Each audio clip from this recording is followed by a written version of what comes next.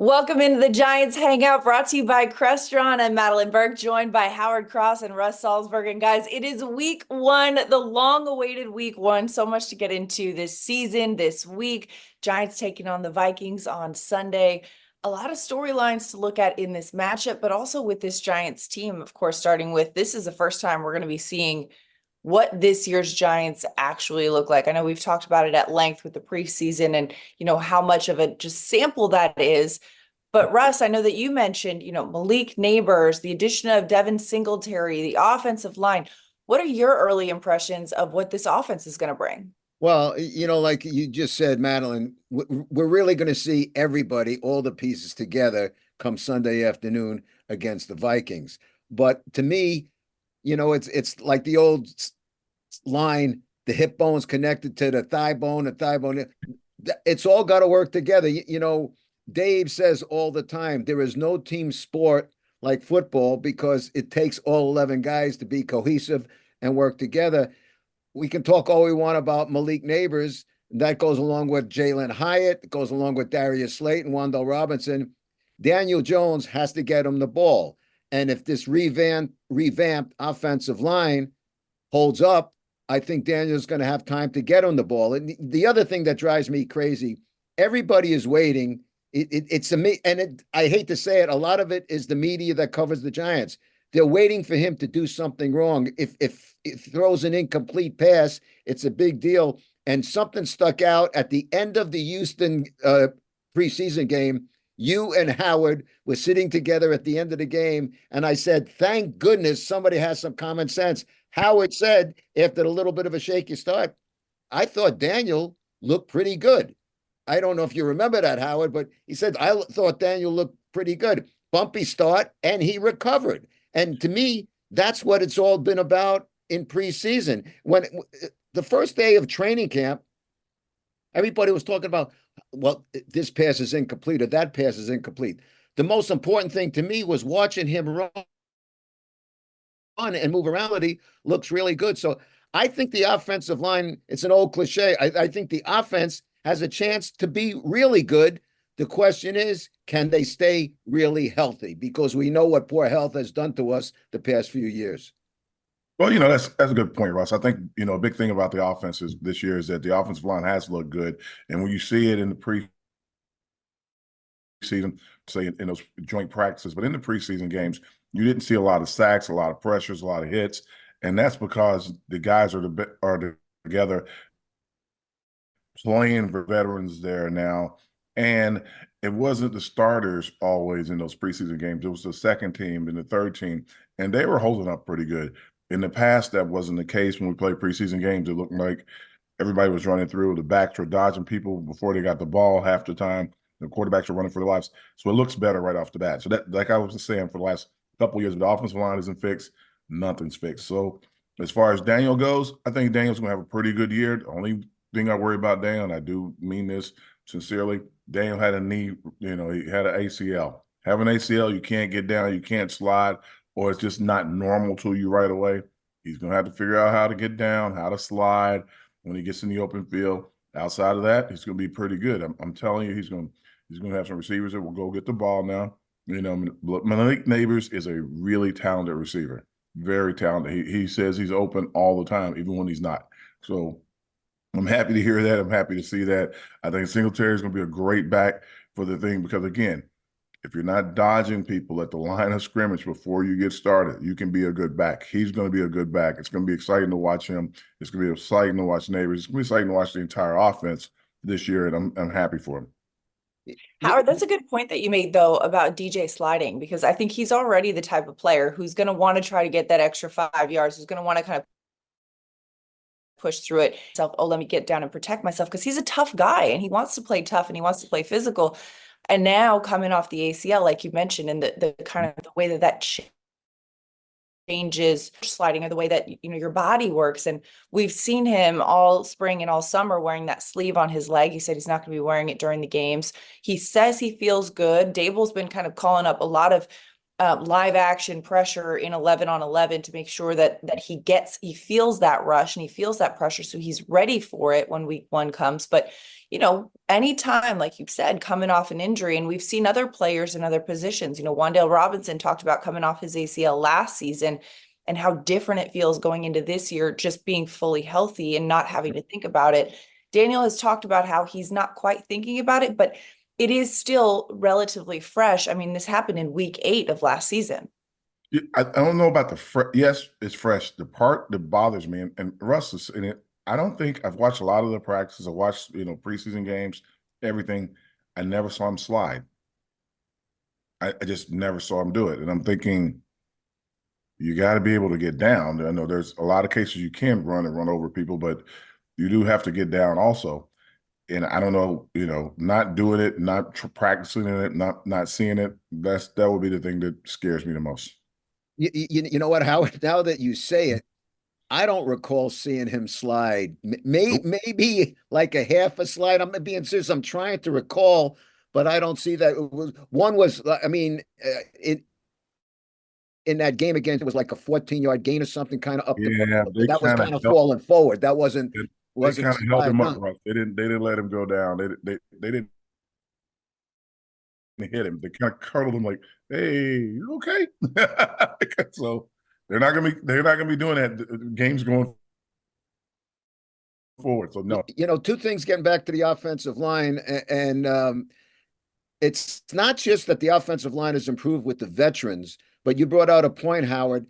Even the backups, all of a sudden, everybody was complaining the last couple of years that there was no offensive line. Now there's an offensive line, but there seems to be depth along the offensive line. I'm not saying they're all Pro Bowlers and all pro or anything like that, but it just seems veteran maturity and depth. And, Madelyn, you're in that locker room with me after, and everybody else after practices. I observe, and what I've been seeing in that locker room, in particular, the group of offensive linemen, it's a very mature group. There's a lot of conversation. Guys come up to them. They talk with them. I think there's a real leadership factor. Not that there wasn't leadership last year. I read some nonsense this weekend about a toxic, dysfunctional operation that in the Daily News, which to me was a bunch of BS. Listen, when you're losing, when you're 6-11, nobody's happy. Okay. But I just think they have really good leadership this year. I think it's a good group. Now, the bottom line is what you do in a locker room doesn't matter unless you do it on the field. So you got to do it on the field.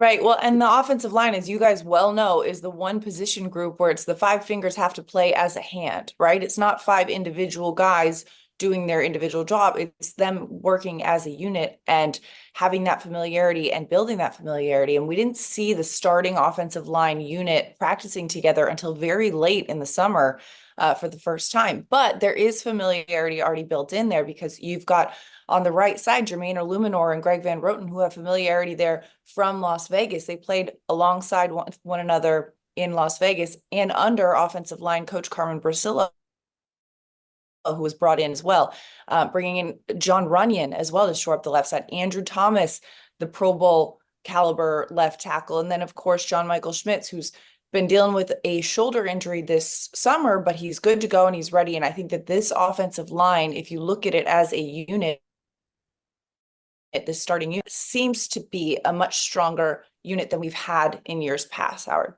Yeah, they've done, like I said again, done a great job. The coach is doing a great job. The entire group has been better. We want them to be healthy. The first 5 to be healthy, the second 5 to be healthy. Then, that could really change the year. It's the difference between the 1-score games that they lost a year ago and the 1-score games they won 2 years ago. So that's kind of what the offensive line is where they make the biggest difference. Yeah. Yeah, Howard, I'll defer to you because you played the position for a lot of years with the Giants. Daniel Bellinger to me is a guy that, when Waller came, Daniel was kind of forgotten about. And I think there's a lot of skill with Daniel Bellinger. I think he can excel at that position. Your thoughts? Yeah, he's going to be a pretty good player. I don't think that people look at him as the great receiving tight end because he does so much blocking. And when people try to label you. If they throw him the ball, he catches it. He does a pretty good job blocking in the run game. So I think he's going to be great. I think Theo also is going to be pretty good. He's a much bigger kid than I thought he was. I thought he was going to be like, this kind of a receiver type tight end, like small, but he's a big kid. He carries the weight well. He blocks very well, and he's going to be a great addition as And tight Theo end. Johnson, of course, you're talking about Penn State Mhm. rookie. But yeah, like you mentioned, big tight end who's got a good catch radius, even though, a lot of his draft analysis essentially was on his blocking as well. Yeah, and then the last tight end, what's it? Oh my goodness, Myrick. yeah, he is the massive. Like he's going to be a guy that's going to be in the game that if they need something extra, not just blocking, but just something extra, he's going to change a lot of people's views of the tight ends for the Giants because he's going to devastate some guys. He's a massive man. Yeah, it's the Giants positions, we've talked about too. We touched on it a little bit at the beginning, the running back position, Devin Singletary. It was a sentimental moment for Giants fans losing Saquon Barkley in free agency to the Philadelphia Eagles. A new 26 in the building. Devin Singletary has worn 26 his entire career. So exhale, Giants fans. He's not trying to replace anyone. But this is a man who is coming off a career year in Houston. I mean, he had almost 900 yards rushing, another couple hundred on the receiving end. And is also a running back who takes a lot of pride in blocking and pass protecting. He used to play nickel when he was coming up in football, and he says, I kind of miss playing defense, but blocking a little bit gives me that physicality that I miss and that I long for. Devin Singletary, also a guy who's very familiar with Brian Daboll, his offense, the way he runs an offense. And Daboll did say this week, he said, you know what, I will be calling plays. It's something that we knew kind of he had been doing throughout the summer and had expected, but he said definitively this season he will be calling plays. So when you add a guy like Devin Singletary, who's got that familiarity, Russ, what does that do for this offense? Well, I like when I heard that they were getting Singletary, I was really excited about that. And let's make one thing clear. You brought it up, Madelyn. We're not talking about, he's not a new Saquon. He's Devin. He's not a new Saquon. He's Devin. He's not the same size, different kind of player. But listen, his nickname kind of tells it all. His nickname is Motor. That's what the coaches call him. And I remember him when he first came out with Buffalo. I'd say, who is this guy? I mean, he could really play. So, and then as you said, last year he had a career year. I hate to sound like a broken record with a bunch of cliches. It's all about staying healthy. I mean, think about what we're talking about. We will talk about Daniel Jones not being healthy. Daniel Jones, the quarterback, and the star running back, Saquon Barkley. The last 2-3 years, it was like, is he going to be in or is he going to be out? Is he going to be wounded or is he going to be healthy? So, I mean, to me, if Devin can play and Devin is healthy, he's small in stature, but to me, he kind of runs big, if that makes sense, Howard. He does. He has a great job. He has great balance. That quick step off the 1 foot hop and stuff when you get in the hole. The things you like to see from backs. You have a good running back room. Even Gray showed some massive improvements over the off season, during the preseason and during the training camp. And the rookie running back is coming. Well, I don't know if he's going to be healthier for the game or not, but if he's healthy, Tracy. yeah, when he gets healthy. Tracy's kind of like the all-around back and can do a lot of different things. I'm like, you got a great running back room.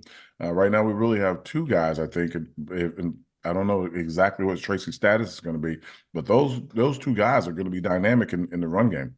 Yeah, Well, and Tyrone Tracy, of course, played wide receiver, was converted to running back late in his career. So even though he had a longer college career, he's got a lot less tread on his tires because he played running back for a much shorter part of it. Yeah. well, while we're expounding on all this wonderful offensive optimism that we have, how about the defense? With Words Burke, right out of my mouth, Russ. yeah, You're right. and let's talk about the new addition from an old friend, Adoree Jackson. Yeah, Dory Jackson is a welcome back. You know, the secondary was kind of a question. You had Banks, who was the starter, Flott, who could have been the guy on the opposite Banks, but Flott kind of got banged up, and we don't know, how healthy he's going to be. And then everybody else was just trying to fill in to make a position there. And I'm glad that they brought Adoree Jackson back. You kind of hope at the end of training camp and everything's over with that a couple of veterans are going to fall off the tree and you're going to be able to find the guy that can come in and fit your system. But out of all the positions in football, cornerback is not the position that somebody just lets a great cornerback go right away. And there will be guys out there like Adoree Jackson who are really good corners, but there won't be guys that are like, hey, man, I can't believe this guy's out in the market. They do it with safeties, but they don't do it with cornerbacks. Right. And Adoree Jackson coming into a cornerback room with the Giants that, needed a little bit of help, needed veteran assistant last year. I mean, for the majority of his career, Adoree was wearing 22. 22, of course, is Drew Phillips' number now. So Dory's going to be wearing 21 in this iteration of the Giants. But, coming back, first practice of the week, full padded practice and all that kind of stuff as they gear up for the Vikings on Sunday. And Adoree even admitted, hey, it's a little different getting in football shape on a field versus staying in shape, when you're at home and working out in the gym. And so we'll see how much or how ready Adoree is for Sunday. But this is a tough test for these young corners because you got Justin Jefferson, you got Jordan Addison, you got some really skilled receivers on this Vikings team and this young cornerback group with Cordell Flott and Tay Banks back there, seeing how they're going to be going up against this and the rookies. Yeah. and the rookies. Yeah, exactly. Yeah, well, that brings us to the people in front of them. And I don't know about you two, but I am real. We've been talking about it, and we see it in training camp and some preseason. But to see Burns and Kayvon do their thing together, that's what I'm anxious to see. I really believe that can be a dynamic duo coming from each side. But seeing is believing. I mean, the one thing about Burns, he came in, we were just talking before about leadership. Burns sounds stupid because they're all men, but Burns to me is like a man's man. The way he conducts himself on the field and in the locker room. There's a presence. When I see him, he doesn't strike me as a guy who's been here for, going into his first season. He strikes me as a guy, there's leadership. He knows what his contract is. He knows what is expected of him. And to me, he embraces anything that's coming his way. I don't think any pressure or anything is going to bother him. I think he's the guy who's going to be supplying the pressure. Well, and like you said, supplying the pressure and Burns and Kayvon on the edge are two very different styles and supplying the pressure, right? Kayvon has said he's like, I'm more of like a direct down the line, just run right at pressure, where Burns is going to get you on your toes and get you off your feet and kind of keep you off balance. And having stylistically, Howard, those two differences off the edge and the way that they're able to do it, especially in a Shane Bowen defense that's so reliant on the front four and that pressure that causes in a different way. We've talked about how Wink Martindale's defense of years past was all about blitz, blitz, blitz. There is still a lot of pressure and a lot of aggressiveness with Shane Bowen's defense, but it comes in a different way. And Howard, I'd defer to you to articulate just like how that is. Well, splitzing is great, but you always leave somebody. You got to have the really heavy man-to-man in the back end with the safeties and corners. You got to be able to figure out how to cover guys. What a very basic zone defense in the secondary. You can bring. If your front four guys can bring pressure, then you can really have a chance to like mess teams up because zone is a little harder to pass against when you got four guys standing in your face every play. That's the basics of it to be as simple as possible. But think about this. You got Burns on one side. A guy can go inside, outside, around you, beat you with the speed, dip the shoulder. And you got Thibodeau on the other side just powering over you and going around the edge. Then you got Dexter in the middle. So it's like you're starting to take away double teams all of a sudden. You can't lean or hedge your bet to one side or the other. If one of the interior linemen outside of Dexter gets a little more pressure, it's going to be hard for guys to block him. Four guys at the same time standing in there. They bring a fifth guy, there'll be no matchups. There'll be a lot of, I would say, matchup nightmares, to be polite. You bring up Dexter. I shouldn't say it amazes me, but Dexter, he just appears to be getting better and better all the time. He has really, he embraces his leadership role, but his athleticism for a guy his size is really, you don't see that too often. He just, go ahead. Dexter looks like that big kid you always want to check his weight at Pop Warner games and see how old he is. Playing with little kids. Oh, he's the same age. Like, no, he's not. He can't be. Yeah. No, his athleticism is quite something, but he prides himself, which, everybody should be that way, but they're not. He prides himself on continuing to want to get better and better. And he's at an all-pro level. He's quite something right now. Yeah, and he said before this season started, he said, "You know what? I don't want to be a Pro Bowler by myself." That says a lot in Yeah, he that. did. Number one, he's got the confidence and the certainty and the understanding that yes, he is a Pro Bowl player, but also he wants his play and his style to elevate his teammates so that he doesn't have to be at the Pro Bowl by himself this year. It's a great, hold on, my dog is gonna get caught up in this corner.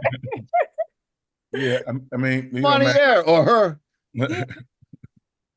and also, Matt, thinking about the Pro Bowlers, you could potentially have 3 or 4 guys. You A could have. team full of dogs on this There Giants you go. Somehow I expected a dog looking like that. I didn't expect you to be holding up a Rottweiler or a pit bull, Madelyn. That'd been funny. If she could play football. Yeah, but like there could be a few Pro Bowlers. Burns could be a Pro Bowler. Thibodeau could get a Pro Bowl because he's going to have probably double-digit sacks. Dex could be Pro Bowler. I expect Bobby Okereke to get a real look after, especially if he can follow up this season like he had last year, not missing a game and kind of leading the team. So you could have a few guys, and if those guys are playing well, that'll give Banks a little more attention on the outside.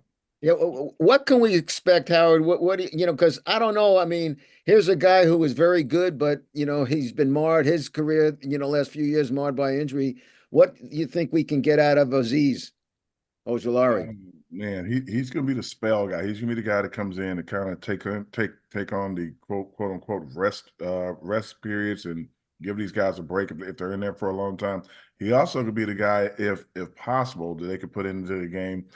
Back in the day when they had Justin Tuck and JPP and all those guys, and put almost like three defensive ends in the game, and one D tackle to rush the passer. So it just depends. Like he came into the league on a pitch count. They've been trying to play him and he's been on a pitch count, but now he has a player in front of him on both sides of the ball. On both sides of the line that he could actually. They can use his pitch count to the best of his ability. He'll still have to be able to defend against the run because you can't hide that if he's out there and they say, okay, well, they got all their rushers, let's just run at him. So he's going to have to be able to stand up against the run, but he does have that speed and that burst that will give him a chance to really scare quarterbacks. Well, and we're going to be seeing that first look of it all on Sunday because the Giants hosting the Vikings week 1 at MetLife, 1 p.m. To start the season. We got to talk a little bit about this Vikings team coming in here, guys. I mean, you got Sam Darnold at quarterback. You got, we mentioned the wide receivers, Justin Jefferson, Jordan Addison, that talent there. TJ Hawkinson, their tight end is on IR. Right now to start the season, but they've got a lot of talented linebackers: Andrew Van Ginkel, Dallas Turner, Jonathan Grenard. Some strong corners: Stephon Gilmore, Shaq Griffin, Byron Murphy. On the defensive side, just to name a few. When you look at this Minnesota team as a whole, there seem to be narrative-wise a lot of parallels with the way that the Giants are coming into 2024, which is, there's a lot of questions, a lot of uncertainty as to what is the identity of this Minnesota team. So when you look at them on paper, Russ, I'll start with you here. What are you looking at on paper with this Minnesota team saying, okay, this is what I expect? Well, you just said a mouthful in terms of uncertainty. And because of the uncertainty, I felt this when I looked at the schedule.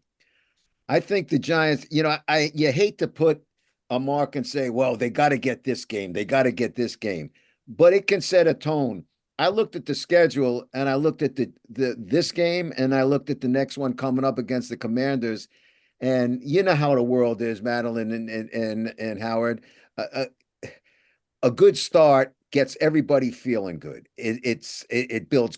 Listen, winning builds confidence, losing goes in the opposite direction. And I just felt these two games, um, the season doesn't go in doubt if they don't get them. But I think it's very important not just to get the Vikings game. It's important to get the Commanders game as well. Now, again, you know what? You can't win the Commanders game and say you won two in a row before you win the Vikings game. But I really listen. I think they're two winnable games, and not only are they two winnable games. And Howard, you could maybe address this, but they're games that with this team, with so many questions surrounding it, in particular, Daniel Jones, you get a good start out of these two games, then all of a sudden everybody's confidence and the naysayers shut up. Well, Russ, I'll never go past the game that you're playing. That's game thing one. Right. I think when I look at the Vikings, though, they're not quite the team that the Giants played or we played back in 2022 or 2023, 2022 in the playoffs, because their defense is a lot better. The quarterback play may have dropped because Cousins is not there, but the defensive play, I think it has picked up a little bit. I think their defense coordinator is doing a decent job. And I think it's going to be a good test for our offensive line if they can figure out a way to really get after these guys, and if we can figure out a way to get the balls to the receivers and the tight ends and the backside of the backfield even, and run the ball with some authority, this could be a great standing point for that offensive line, for Daniel, for everybody. Defensively, it's going to be a challenge, but the defensive front is going to have to put pressure on the quarterback. Sam Darnold, high pick in the draft, great kid's been bouncing around a lot. He's probably sitting there thinking, like, I got the best receivers anybody can throw to these guys. Well, you put pressure on them, we'll see. Because he's had some good receivers in the past. So they're going to have to get pressure on the quarterback constantly. And, the corners are going to have to stand up and, be known. It's going to be a lot's going to tell, a lot of the story will be told by Belton. And as a safety, he'll be trying to, organize and get these guys in the right place to try to keep these guys in check the entire game. If you can keep those guys just semi in check during the game, I do mean semi, you're gonna have to double them. You have to double the guy on the outside, but the other guys aren't world beaters. They're just very consistent. Double the big play guy, keep him in check, and then see what happens from there.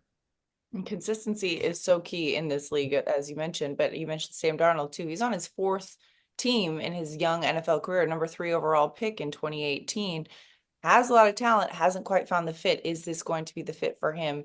We will see. Hope not.